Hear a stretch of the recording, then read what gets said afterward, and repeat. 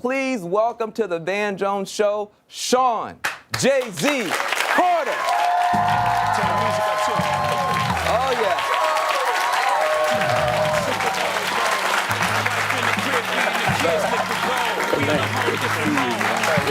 That's right. That's right. Oh, my goodness. This is nuts. Oh, this is crazy. This is nice, man. You know, This is nice. They hooked you up. You got a nice spot going. yeah. No, but they did me up right. Yeah, CNN. When they heard you were coming. Yeah. Anyway. You know, I never knew how many people loved me and cared about my career until you said you was coming. All of a sudden, I got cousins like, hey, you know, I just want to be there to support you, and I got a mixtape, you know, I want to. So anyway, so it means a lot to have you here. You know, Thank you. This album, the 444 album, you've got all these awards and nominations. One of the things that blew my mind, though, is when you had the video on Family Feud, and you showed Blue Ivy having grown up to either save the world or take over the world, and she's rewriting the Constitution, all that type of stuff. And it's just beautiful, just so powerful to show women of color with that kind of standing. Mm-hmm. But Blue Ivy must be dope, man, for you to be like sending that kind of a love letter to her. What is it about Blue Ivy that you love so much you want to do a song like this about her? Man, she's just special, man. She's someone who's definitely been here before everyone says that, but I believe that because she has she's so in tune to her feelings and others, you know, how other people feel. Mm. We were seeing a fire from my house. This is before the fires just recently in Los Angeles, and it was far off, and she just seen smoke, and she just started crying. And I don't want anyone to be hurt. Wow. Like that's the type of empathy and the human being that she is at such a young age. And that concept was dreamt up by myself and Ava. Ava DuVernay. Yeah. Yeah, she's amazing too. I wish we could have taped the phone conversations because they were beautiful. You know, just dreaming up this world where there would be no more firsts for Black people. Like all the firsts had been accomplished. So let's move that out of the conversation. That conversation is done. Check. So where do we go from here? You know, which is a beautiful thing that we dreamt up, and I'm glad that people respond to the way. I mean, it's beautiful. It's beautiful, and you know, it's just you don't even realize what you're missing in the culture until somebody shows it to you. You know, we have a lot of Black people have a lot of history, but very little future. We got a whole month for Black history, but we haven't even got like a Black Future weekend. Like we never talk about the future, you know. So to be able to see that and also to see it so women-centered in this Me Too moment and this Time's Up moment, does that give you hope for your daughters? I mean, how do you make sense of this new rise of women's voices? Yeah, I think it's again, I believe everything happens for a reason. You know, everything is a learning experience. You know, the good, bad, and the ugly, and you know. This had to happen to purge itself, you know, for men who've been in position for so long. And then, of course, if you're in that position of power to abuse your power, you get drunk off success. It's like human nature if you go unchecked. It takes a really special person to have that sort of power and not wield it. Not abuse it. Yeah. In the wrong way. So, you know, it has to happen. This movement and everything that's going on and this what we're finding out, it's like everything else. It's like racism, like everything. It existed the whole time, and it's almost like we normalized it. Yeah. The normalization of the things we have to do to survive. Like for women to like go to work knowing that this sort of abuse was happening every day. Because you can look and, you know, logically you'll say, why would you stay there? Right. Yeah, what's the alternative? Yeah. What's the alternative? You have to survive in America. And in order to survive, you have to normalize it. So this has been going on. So for it to get uncovered and the world to correct itself, that's beautiful. This is what has to happen. Well, you know, you now have 2 daughters to worry about because you have twins. I'm here to warn you about something. I'm not worried about my children. You have to. Yeah. I know it's a word, but I don't even want to put that out there in the world. You know what I'm saying? I'm hopeful for my daughters. The amount of information that we'll give them, and the amount of love between those two things, you know, they'll be fine. All right. They'll be all right. Yeah. That's good. That's good. Yeah. That's beautiful. Man, I love how you keep it positive. I will say you have a set of twins. Yeah. I want you to know something. I'm a twin. I have a twin sister. Her name is Angela. Hello, Angela.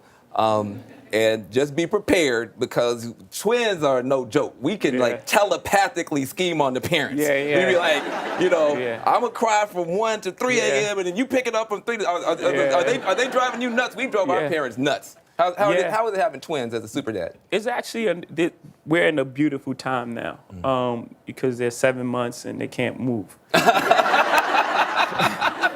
They can just cool. They just cool, and you don't have to like wait. Oh, wait. You know, they're not running anywhere yet. So we gonna enjoy these couple months until they start running, and then it's gonna be destruction. It's over. Yeah. It's gonna be chaos. Now, speaking of running, Blue Ivy got to run around in the Obama White House a little bit. Do you think that these twins will be running around in the Trump White House much? No, that's not a shot. But why not? I was thinking about this honestly. Like, well, we won't be invited, first of all. But I mean, when Trump could, he could say, listen, I'm the first hip hop president. I get in beefs with people. I like bling. I got a plane. I mean, he could make a play. What if he made a play? Yeah, well, he doesn't have the struggle, right? That's the key. That's the key. Yeah. That's the key. You know, I want to talk to you a little bit about this because, you know, as a parent, you know, trying to raise black kids with all the positivity we give them, you know, we have a president that comes and says every African country is a shithole country. I mean, how does that land with you as a dad? Yeah, it's disappointing and it's hurtful. It really is hurtful, more so. Like, everyone feels anger. But after the anger, it's really hurtful because, like, you're looking down on a whole population of people. And you're so misinformed because these places have beautiful people and have beautiful everything. And it's just, like, this is the leader of the free world speaking like this. But on the other side, this has been going on. This is how people talk. This is how they talk behind closed doors. There was a moment where Donald Sterling had been exposed as this racist on a private phone conversation that he was having, and they took his team from him. And it's like, okay, that's one way to do it, but another way would have been let him have his team, and then let's talk about it together, and let's maybe some penalties, but because once you do that, all the other closet racists just run back in the hole. You haven't fixed anything. What you've done was spray perfume on a trash can. And what you do when you do that is, you know, the bugs come and you spray something and then they come and then you create a super bug, right? Because you don't take care of the problem. You don't take the trash out. You just keep spraying whatever over it to make it acceptable. And then, you know, as those things grow, then you create a super bug. And then now we have Donald Trump, the super bug. That's